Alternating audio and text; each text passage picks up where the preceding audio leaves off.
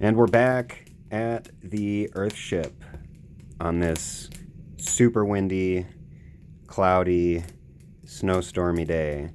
And this is kind of what it's been like off and on the last couple weeks, and been a little absent on making updates, but I have not lacked on being busy. We've been gathering wood, and you can see that what was it? I had said how long this tree would last. This was some days. This was last week. So yeah, this tree actually that I chopped down ended up lasting a little over 2 weeks, which is a big score for the rocket stove. And definitely, this is the benefit here of laying down sawdust on the soil and kind of getting everything into the soil a little bit more with carbon. And, this is kind of the struggle, these nice days. It seems so nice to be able to get outside, and then, come to find it's still impossible to do anything right now and not even dig. So, but the swales that have been done, you could see the one I was doing before, those are filling up with water. And besides the chickens getting in the way and being curious what I'm doing, the other swales, the other swales or trenches or whatever that I've kind of started digging leading into the garden bed have definitely been delivering their fair share of water to the garden beds. So definitely just been observing a lot on some of the work that I have done on these nice days, including the swale slash terracing on the hillside here. And this is a south facing sloped hill. So this is a little bit why this is always dried off. But you can see the amount of snow that has been piling in to those swales has been really cool to see and watch that happen, and watching those soak in water. So the other swales that I was poking at before that I couldn't dig at, you can see here all of this snow that's run off and, melted. Some has soaked into the soil above, but a lot of it has drained into the swales here that are sitting on the edge of the hillside off of the field. So this has been pretty cool. They've been absorbing the water, it's been draining the water, and then they've been filling right back up. So this is a little bit of my eagerness of even wanting to get outside on some of these nice days to watch, to kind of dig at what I can, because there's still lots of moisture to catch, and I'm just eager to get a jump on the season. So you can see on the slope that I did dig some of these swales from the other day. They've soaked in. We had snow, and then it melted, and you can see how soaked in. It's that wet look on the the gravel sandiness that this hill is. So we'll definitely be getting some mulching, or trying to input as much carbon as I can to kind of help cover the soil as well. And it was nice the other day, so I decided to kind of continue a little bit on digging out some of the swales that I had started on that hillside before. So I got my A-frame out and I started digging.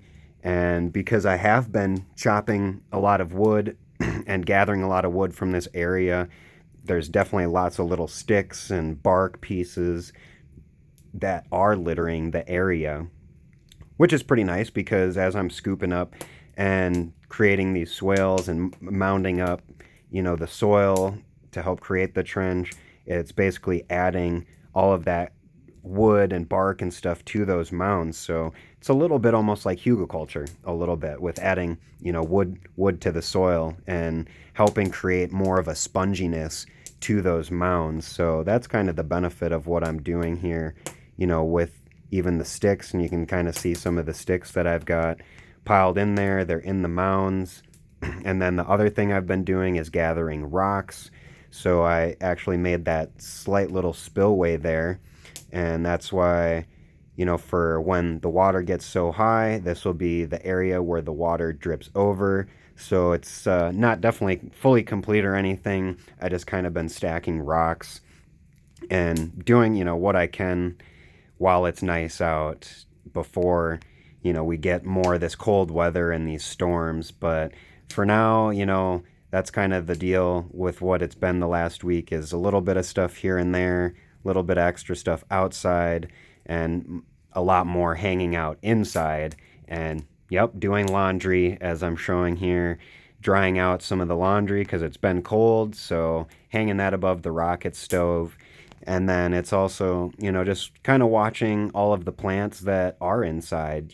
I did these tree cuts. These are apple tree cuts, and you can kind of see that they're starting to grow. So fingers crossed that we'll be getting roots on those clones. So, other than that, it's watching a lot of our seeds that Nika and I had planted in our trays. It's watching all of these start to pop up.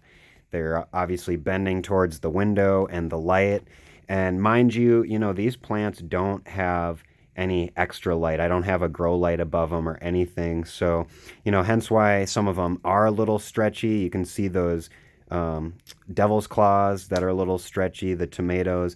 It's not a big deal because once they're planted, they'll start growing more roots as long as you bury them a little bit below and make them a bit shorter.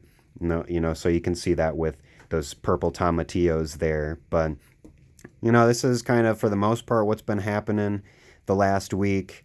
It's a lot of just observing. I'm kind of trying to watch the weather, as well as, doing the little bit of gardening here and there. We're,